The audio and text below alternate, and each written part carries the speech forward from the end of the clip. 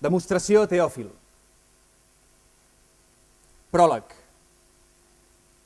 Atès que molts han emprès la tasca de posar en ordre un relat sobre els fets plenament acomplerts que han ocorregut entre nosaltres, tal com ens ho transmeteren els qui des del principi en foren testimonis oculars i han esdevingut garants de la paraula, he decidit també jo, que he anat seguint de prop tots els esdeveniments des dels inicis, descriure-t'ho amb precisió i de manera ordenada, excel·lentíssim Teòfil, a fi que comprovis, referent als informes que t'han arribat a les oïdes, la certesa. Ni la primera part és un evangeli, ni la segona part és un text històric. Totes dues parts, íntimament lligades, responen al que avui anomenaríem un encàrrec. Aquest summe sacerdot Teòfil, volent saber si és cert o no que Jesús de Natzaret és el Messies, encarrega a un pèrit, a un expert, a un rabí, algú que coneix les escriptures, algú que coneix la tradició jueva, li encarrega que li expliqui si es fonamenta o no es fonamenta la messianitat de Jesús.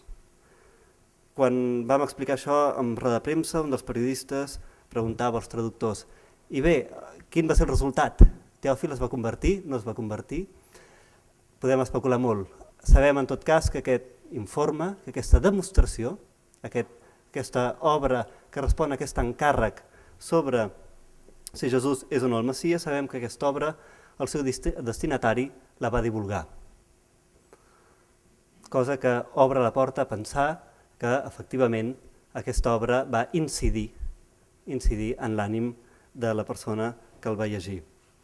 La traducció m'ha agradat molt, i ho he de dir aquí mateix, perquè té un català esplèndid i jo no sabia exactament d'on podia sortir aquest català tan esplèndid, però només de parlar amb el Josep Riucamps, quan m'ha dit que era d'Esparreguera, ja ho he entès tot. Diu: i el reclinar en una menjadora, atès que no hi havia per a ells cap lloc a l'estança de dalt.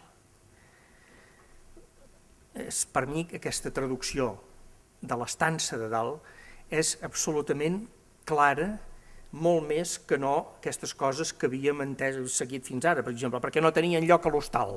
Home, no sé, o no havien trobat cap lloc on hostatjar-se, això és tan ja una mica espès, no?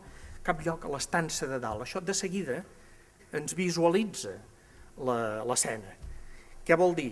Llavors, això ens explica, perquè tots sabem, perquè encara hem vist cases de pagès, que a l'estança de baix hi ha els animals, hi ha les menjadores, hi ha la palla, i que els amos viuen a l'estança de dalt, és a dir, viuen al pis de dalt, i per tant, com que no troben lloc a l'estança de dalt, s'han de quedar sota, i això explica la presència del bou i la mula, i de la menjadora i de la palla.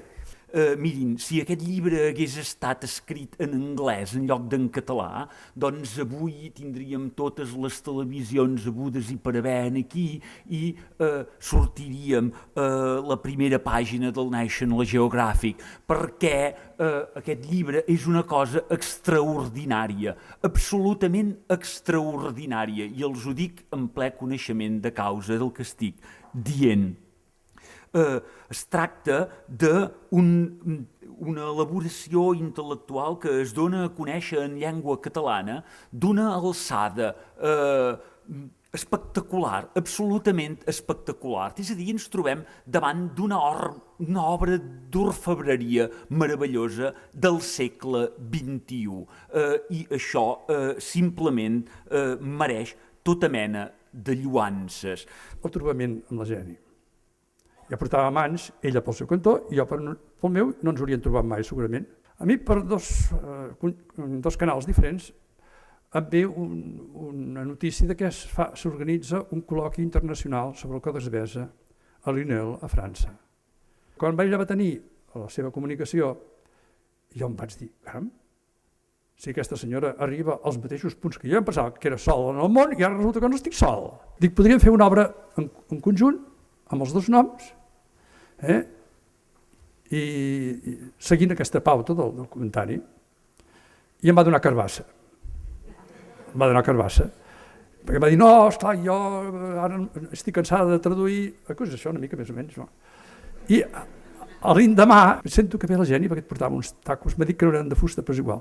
Feia pim-pam, pim-pam, pim-pam, i es presenta amb la seva safata, diu, puc seure al seu costat? Dic, sí, home, sí, dona. I s'asseu, posa bé les coses, diu, manté vostè la proposta que em va fer ahir? Ai, què hauria de dir a vostè? I jo li dic, de tu?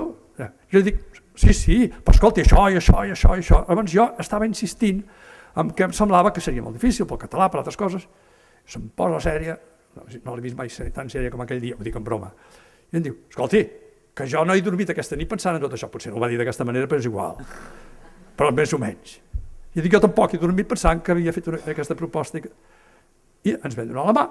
Aquest còdex és l'obra d'un escriba avorrit, que trobava que la història dels fets i dels 4 evangelis i dels fets, la història era tan coneguda que havia de canviar moltes coses, brodar fins i tot, diuen, per fer una història més vivent, més nova. I doncs no, nosaltres junts, sols primer i després junts, vam trobar per 2 raons això no pot ser. Primer, perquè el Còdex Besa té una perspectiva, una visió de les coses que és una perspectiva jueva. És a dir, mira la història de Jesús i de la primera església des d'un punt de vista jueva. Això, doncs, no pot ser un escriba 400 més tard, diguem, que trobava que la cosa anava avorrit.